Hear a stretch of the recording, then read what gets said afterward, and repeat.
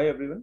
सो आज के लेक्चर में क्वेश्चन करेंगे जो कि एनएससीपी 2021-22 में पूछा गया। The question is from electrostatics और ठीक प्रॉब्लम है, सॉल्व करते हैं इसको।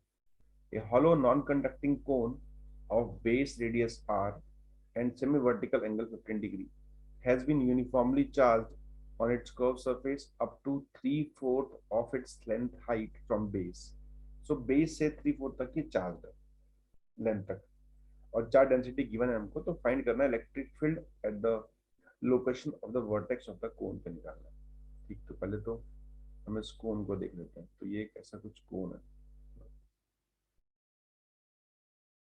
ठीक, इसकी कुछ लेंथ तक जो है नीचे से, एक्चुअल में नीचे से 3/4 तक जो है चार्ज है पूरा ये।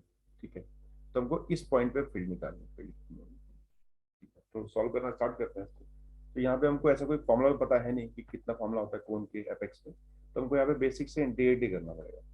तो एक काम करते हैं, हमें पता है कि जो कोन है ये बहुत सारी रिंग से मिलकर बना हुआ है, ये एलिमेंट इसके रिंग हो सकते हैं। तो यहाँ पे एक हम रिंग मान लेते हैं कि भाई ये रिंग है हमारी एलिमेंट। ठीक, ये कुछ ऐसी होगी, तो एक रिंग को एलिमेंट मान लिया, और ये कुछ एल इसकी स्ट्रेंथ हाइट है, और इसकी चौड़ाई को मान लेते हैं हम यहाँ पे डीएल, कि भाई डीएल इसकी चौड़ाई है। ठीक, और ये जो एंगल है देखो गिवन है 15 डिग्री। अब रिंग की वजह से फील्ड जो होती है दैट इज इक्वल टू, ये होता है के क्यू एक्स अपॉन ए स्क्वायर प्लस एक्स स्क्वायर की पावर 3/। यहाँ पे अगर देखा जाए तो ए तो इसका रेडियस होता है, एक्स होता है डिस्टेंस फ्रॉम सेंटर। ठीक, तो अगर मैं इस रिंग को देखूं तो यहाँ पे ये वाला काम करेगा एक्स का, तो देख सकते हैं एक्स की वैल्यू हो जाएगी एल कॉस 15 डिग्री। और अगर आप ये देखें तो ये ए है, तो अगर आप यहाँ से निकालें कि भाई a square plus x square कितना होगा, that is equal to l square ही हो जाएगा ये तो, बिकॉज ये राइट एंगल ट्रायंगल। ठीक, तो अब मैं इसकी वजह से फील्ड लिखता हूँ, तो फील्ड इसकी वजह से होगी d is equal to k d q into x upon ये वैल्यू होगी एल स्क्वायर, तो this is equal to l q. अब देखते हैं डी क्यू कितना होगा, तो वी कैन राइट कि भाई जो डी क्यू होगा, d q must be equal to sigma into d, जितना इस रिंग का एरिया हुआ एलिमेंट है। ठीक है, एरिया हो जाएगा हमारे पास सिग्मा का 2 पाई ए लंबाई इंटू इसकी चौड़ाई डी है।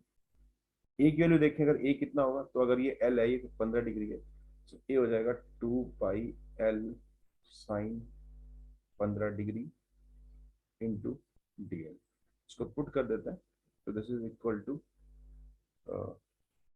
ये है आपके पास 4 pi epsilon naught, d q is sigma 2 pi l sine 15 degree into x put कर देते हैं, एक्स की वैल्यू है एल कॉस 15 डिग्री अपॉन, और डीएल भी रहेगा यहाँ पे, डीएल यहाँ डीएल था, upon l Q.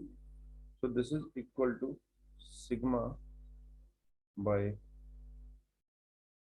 4 epsilon naught into, अगर ये देखें तो ये बन जाएगा 2 sine 15 cos 15, this is equal to sine 2 theta, तो साइन 30 डिग्री। और अगर देखें तो ये दिस इज इक्वल टू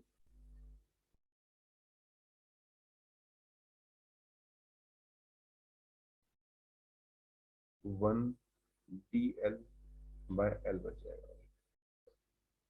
अब इसे कर लेते हैं इंटीग्रेट। हमें पता है कि जो चार्ज है वो बेस से, मतलब अगर कोई कोन है तो कोन के बेस से यहाँ तक चार्ज है 3L/4 तक। हमें लिमिट तो यहाँ स्टार्ट करिए, तो एल की लिमिट स्टार्ट हो जाएगी L/4 से लेकर इस पॉइंट तक, यहाँ से यहाँ तक चार्ज है, इस पूरे पे चार्ज है L/4 से लेकर एल, तो limit will equal to L/4 से लेकर एल तक। तो this is equal to sigma by 8 epsilon naught sine 30 put कर दिया, this is equal to ln 4, this is equal to sigma by 4 epsilon naught into ln 2.